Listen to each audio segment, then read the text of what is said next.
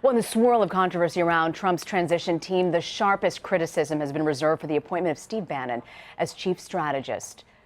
So Bannon oversees the controversial website Breitbart.com. It publishes stories that are sympathetic to the alt-right movement. Now, that site has published articles promoting white nationalism and anti-Semitism. His appointment has been cheered by members of the KKK and the American Nazi Party.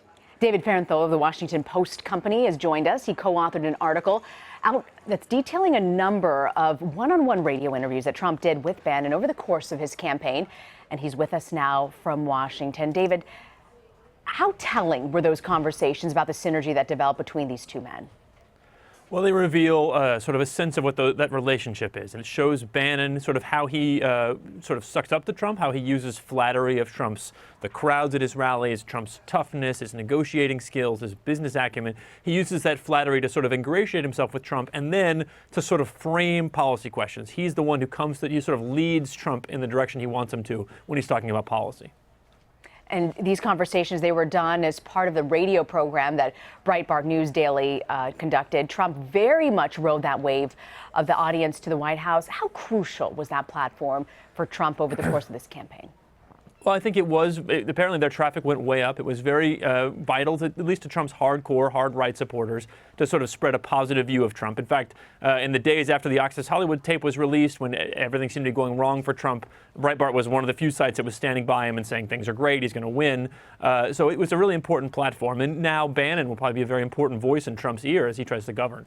So, David, what's really fascinating about your piece, it underscores Trump's sort of malleability on policy and Bannon's ability to shape Donald Trump's opinion. So how is Bannon's voice as a disruptor unique, and why do you think he's emerged as the so-called loudest voice in the room for President-elect Trump?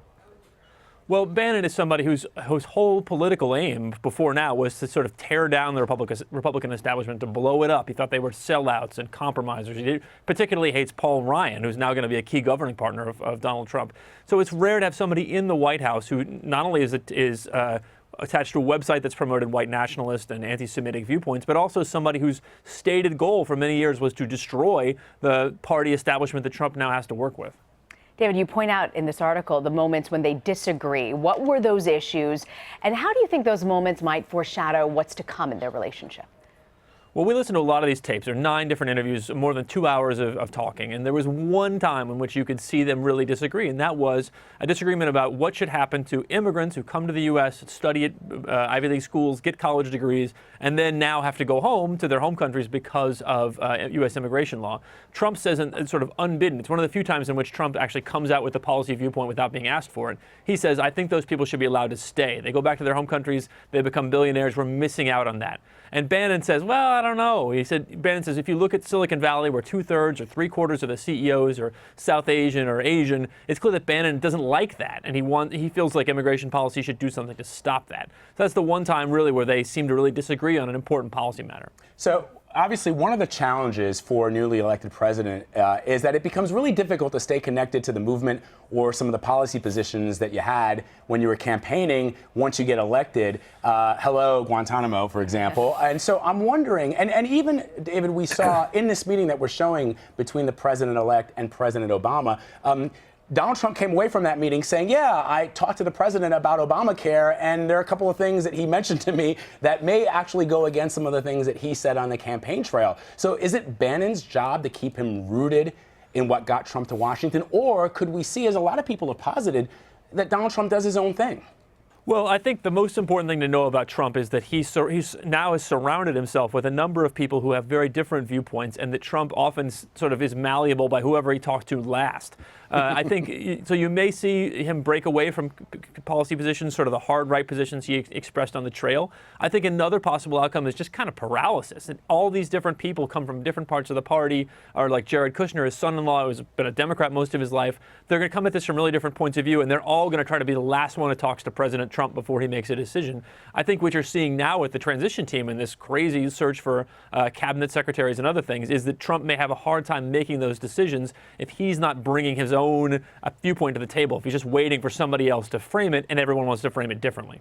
Yeah, speaking of those appointments, we know they're going to come, but there's a common thread here with Donald Trump that he really values loyalty among these people that have supported him. How do you think he's going to reward people, especially in cabinets? You know, there's this old standing thing that presidents in years gone by have always rewarded these bundlers and fundraisers with plum ambassadorships abroad in countries that, you know, not necessarily crucial foreign policy. But do you see that happening? And how do you think his framework of loyalty is you know, a tenet of how he operates is going to affect his picks? I think it's going to be a handicap to him because the people who were actually loyal to Trump for the long haul are quite small. And one of them, Chris Christie, has now been booted out of the inner circle, booted out into the darkness because he has this enmity with Jared Kushner, whose father Christie helped prosecute. So you're now in a situation where Trump just doesn't have enough loyalists to fill even the big positions, much less the 4,000 other positions, the U.S. attorneys and the deputy undersecretary of one thing or another. I mean, you're already seeing him run out of people. Like, you know, Giuliani, Sessions, and Mike Flynn can't do everything, and they may not be able to do anything because they'll get objections from the Senate. So I think Trump's going to have to reach to a group of people beyond his loyalists because his loyalists aren't big enough to staff the government. Yeah, and how's that loyalty thing working out for Chris Christie, as you just pointed out? David Fahrenthold at the Washington Post, we thank you. Thank you.